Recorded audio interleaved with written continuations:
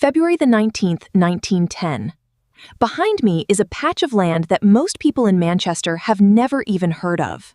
And right now, on this cold Saturday afternoon, 45,000 people are about to watch something none of them truly understand the significance of. This is Old Trafford, brand new, untouched, and the first ball hasn't even been kicked yet. But before we get to that, we need to go back further. Because this story doesn't start here. 1878. A group of workers from the carriage and wagon department of the Lancashire and Yorkshire Railway formed a football team, Newton Heath LYR. No stadium, no fans.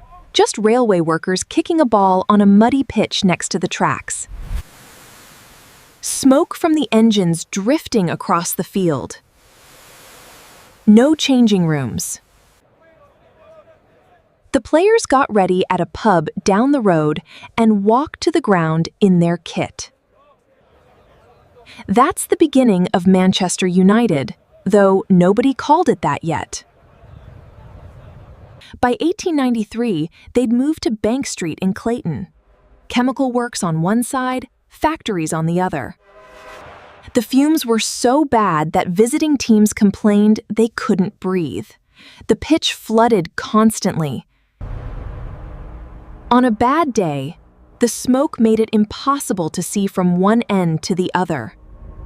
But even in that toxic, flooded ground, the club won their first league title in 1908 and their first FA Cup in 1909. Bank Street wasn't enough anymore.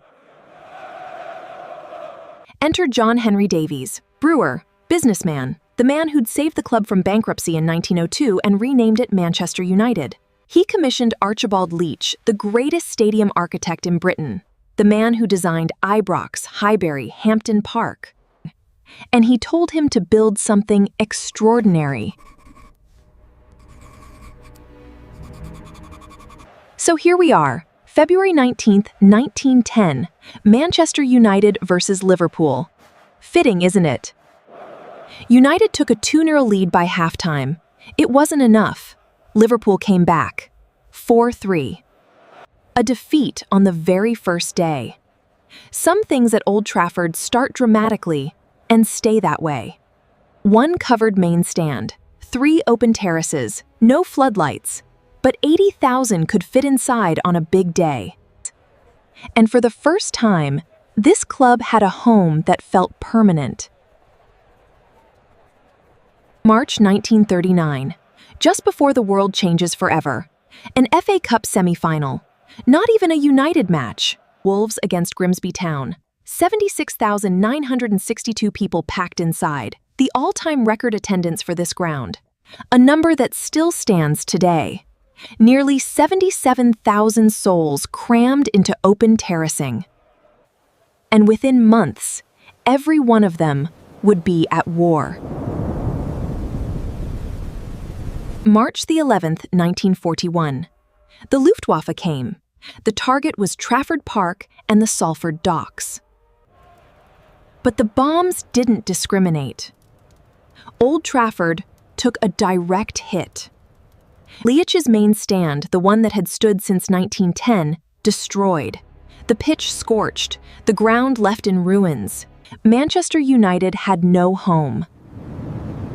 For 8 years. They played at Main Road, Manchester City's ground, their rivals' ground. £5,000 a year in rent. Every home match, they walked into someone else's stadium. Because theirs had been blown apart by German bombs. The War Damage Commission gave the club £22,000 to rebuild. And slowly, painfully, over 4 years, Old Trafford rose again. Not as grand as before, but standing, alive, defiant, just like the city, 1949. Manchester United came home. Now it's 1958, and what I'm about to describe is the moment this club stopped belonging to Manchester and started belonging to the world. Matt Busby had built something extraordinary, A team so young, so talented that the press called them the Busby Babes. They'd won back-to-back league titles. And now, they were chasing the European Cup. February 6, 1958. The team was returning from a quarterfinal in Belgrade. The plane stopped to refuel in Munich. Snow on the runway. 2 failed takeoff attempts. On the third, the aircraft couldn't gain enough speed. It crashed through a fence and hit a building. 23 people died. 8 of them were Manchester United players. Roger Byrne, Eddie Coleman, Mark Jones, David Pegg, Tommy Taylor, Billy Whelan, Geoff Bent.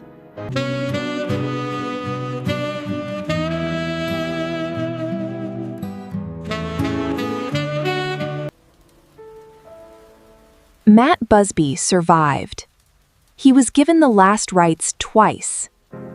And when he recovered, he did something impossible. He rebuilt, not just a team, he rebuilt the soul of this club. The memorial stands on what is now Sir Matt Busby Way, inscribed with the names of those who died. Before the tragedy at Munich, the club belonged to Manchester. But afterwards, Manchester United captured the imagination of the entire world. Every year, February 6th, 3:04 p.m., silence. Some things are bigger than football. 10 years later, 1968, Busby's rebuilt team beat Benfica 4-1 in the European Cup final. Best, Charlton, Law, the Holy Trinity, the first English club to win the European Cup. 10 years after Munich, the early 1990s. After the Hillsborough disaster and the Taylor Report, all top-flight grounds had to become all-seater. For Old Trafford, that meant one thing. The Stretford End had to go. Where 20,000 fans had swayed together on European nights. Where the noise came from. Gone. Demolished in the summer of 1992. Replaced by a new all-seater stand. Still called the Stretford End, but not the same. Never quite the same. Capacity dropped to 44,000. But Alex Ferguson was here now. And under Ferguson, everything grew. 1996, a massive 3-tiered north stand, capacity to 55,000. The corners filled in. The year 2000, an extra tier on the Stretford End. And by 2006, the final expansion. 76,212. The largest club ground in England. Hi there. We're introducing a new feature where I can read this aloud in a natural, human-like voice. 25 years, 13 league titles, 2 Champions Leagues, and a stadium that doubled in size during his reign. But nothing lasts forever. And right now, Old Trafford is showing its age. The roof leaks. The facilities are falling behind. For years, fans have watched water drip through the ceiling and wondered how the Theatre of Dreams got to this point. And then came the announcement. A brand new stadium, 100,000 seats, 350 meters from where Old Trafford stands now. Foster and Partners designing it. An umbrella-inspired canopy. 3 masts rising over the Manchester skyline.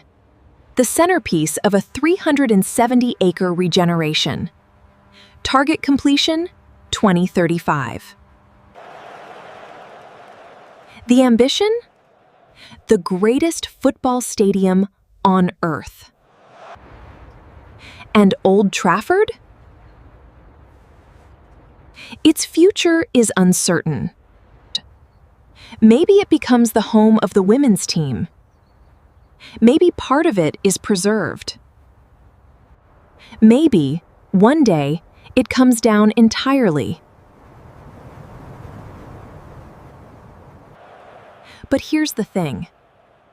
It doesn't matter what happens to the bricks and the steel. Because what Old Trafford really is, what it's always been, isn't a building. It's a railway workers' team that nearly went bankrupt.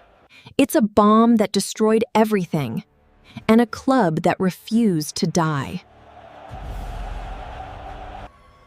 It's 8 young men who never came home from Munich. So it's a Stretford end that shook with noise.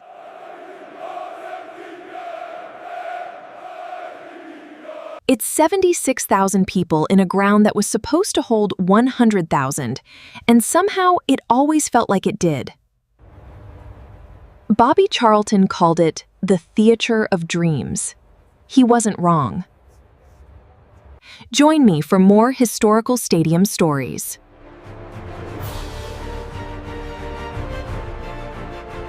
Remember, history isn't gone. It's just behind us.